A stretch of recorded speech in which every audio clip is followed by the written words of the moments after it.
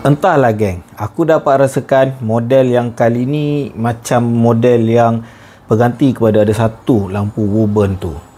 Assalamualaikum dan salam sejahtera guys. Selamat datang ke review sepintas bersama aku Badik dalam Core Outdoor and Tactical. Hari ni katakan aku kita ada satu Wulkos TS12 untuk di review. So ni kotak yang diberikan. Kotak ni bagi aku best sikit sebab dekat luar dia terus bagi technical information yang aku suka nak tahu. So contoh dia beritahu lumen berapa, berapa jarak dan waterproof dia level macam mana. Cumanya kekurangan yang ada dekat dalam kotak ni, yang ada pada kotak ni, dia tak bagi tahu. Contoh lumen tu boleh pergi jarak berapa dan juga maximum time untuk luminous tu berapa lama boleh pergi. But it's okay. Boleh try better next time, Wulkos. So now aku nak unbox dia depan korang. Okay, kosong. Kita keluar buka kotak dia ni. First dia ada kertas. Ni kertas ni biasalah dia suruh galihkan kertas yang ada dalam tempat bateri tu. Kita keluarkan. Okay, first thing yang kita dapat adalah actually benda tu besar. Dia macam ni.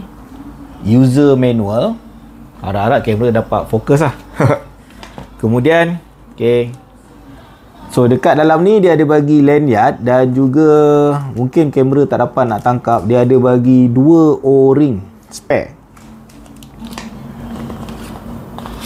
Dapat satu kabel USB-A, USB-C. Lagi? Habis dah barang. Okey, dapat lampu. Tapi lampu kita tak tunjuk dulu lah. Benda boleh surprise kita, biar surprise. Kita buka dulu lampu. Aku nak keluarkan kertas tu. Okey, dah jumpa.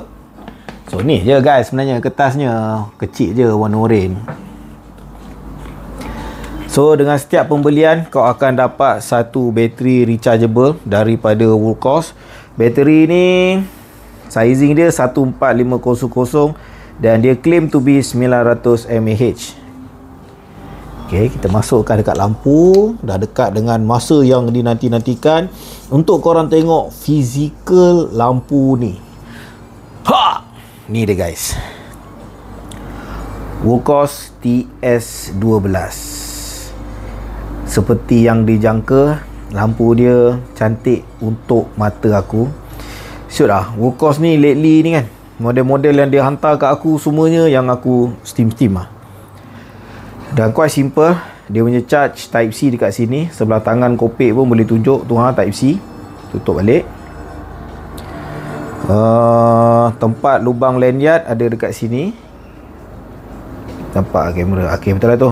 Ni tempat lubang lanyard. Klip dia ni jenis boleh buka ke tak? Ok, boleh. Klip dia jenis boleh buka. Dan klip dia jenis ada besar jugalah. Kau boleh masuk dari sini dan juga daripada atas. Contoh kita pakaikan dulu balik.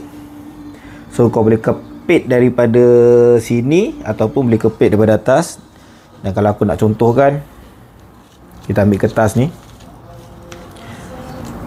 masukkan daripada sini.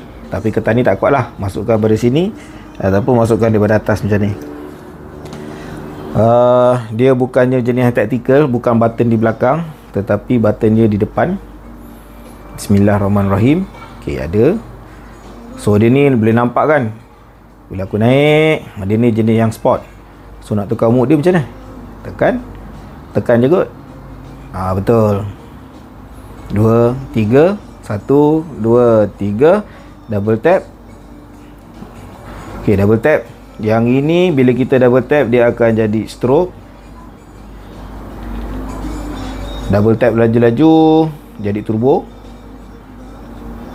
1 turbo. Ok, mungkin triple tap. 1, 2, 3. Ya betul, triple tap.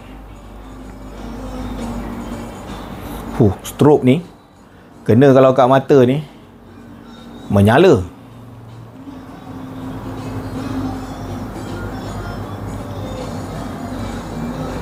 Ok guys, so lampu ni dia punya waterproof adalah IP68. Bila kita mati, kita tekan triple, dia terus pergi dekat strobe.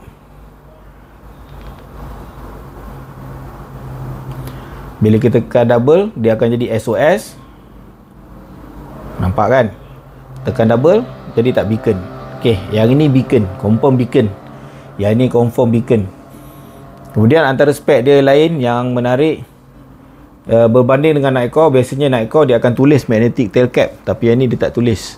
So aku nak try dengan besi. Apa besi keliling yang aku ada, boleh aku try? Kau boleh tak? Kau tak besi. Lampu biasa? Okey, lampu biasa besi. Tak besi. Okey, boleh lah. So aku ada Zippo ni. Di Zippo aku, dia boleh melekat magnetic tail cap.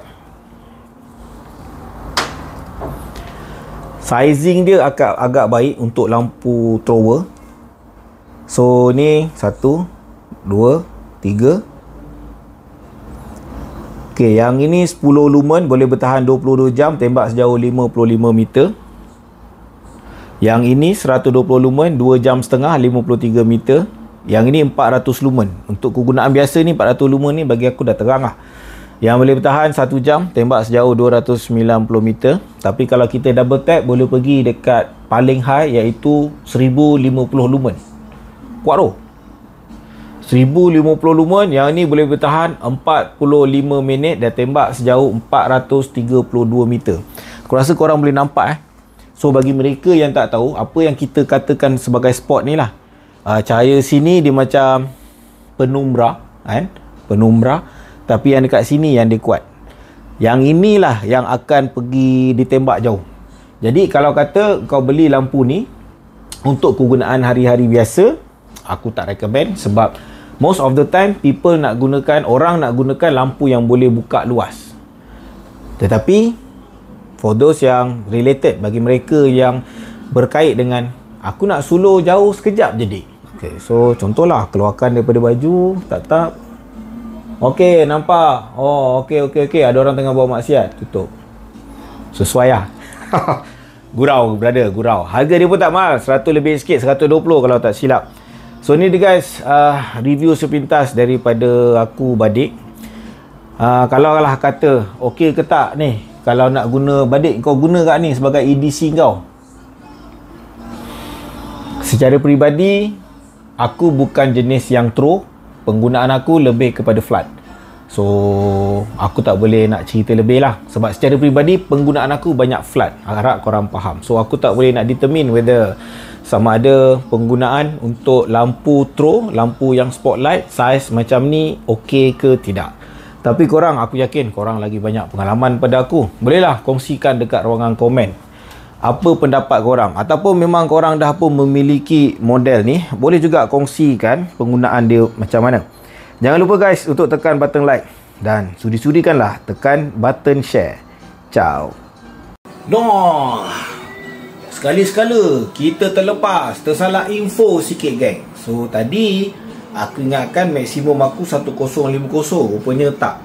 Siri yang aku dapat ni rupanya ni.